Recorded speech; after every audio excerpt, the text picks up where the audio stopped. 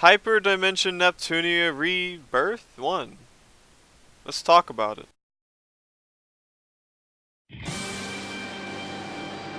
Game's pretty good. That's something I only found out by trying it myself. If you've never heard of this game, I can't really blame you because, if you saw it on the Steam page, if at all, you probably thought it was, Goko Nippon's sexual retardation or something like that. Now, there are 2 points that I would like to cover before I start rambling about parts of the game, and that's 1, what's this gay weeb game? And 2, what's this gay weeb game? Now, if you're in the first boat, you're one of these 2 kinds of people.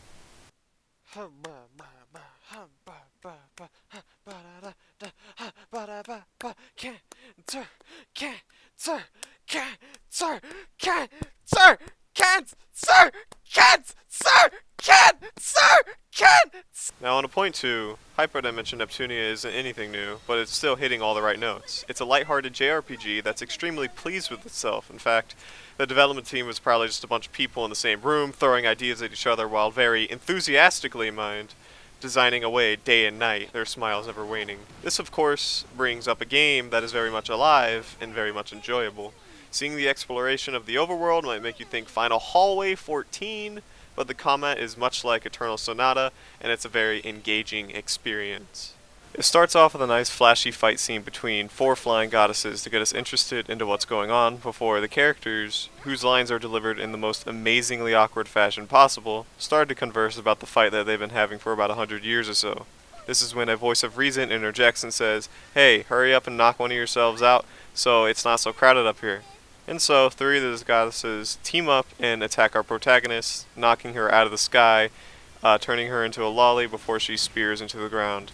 This is where the story begins, and as you move through it, you'll meet a colorful cast of characters who will really get you involved and make you believe that you're rolling with a weeb squad at your own school.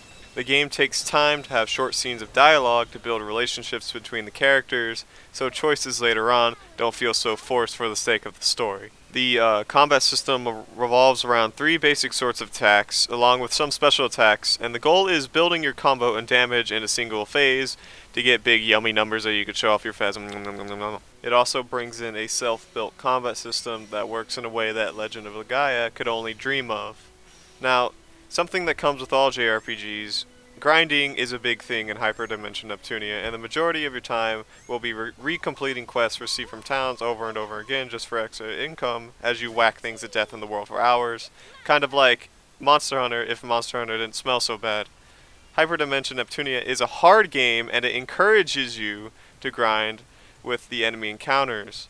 If you get complacent while fighting a fucking slime, will tear you to pieces, and the epic monsters that appear maybe like once in every dungeon truly feel epic as you very weakly whack away at its health bar as it cleaves your entire team for massive damage. As either a seasoned JRPG player or someone completely new to the genre, Hyperdimension Neptunia Rebirth is definitely worth a pickup, if only to introduce yourself into a world of bland gaming experiences.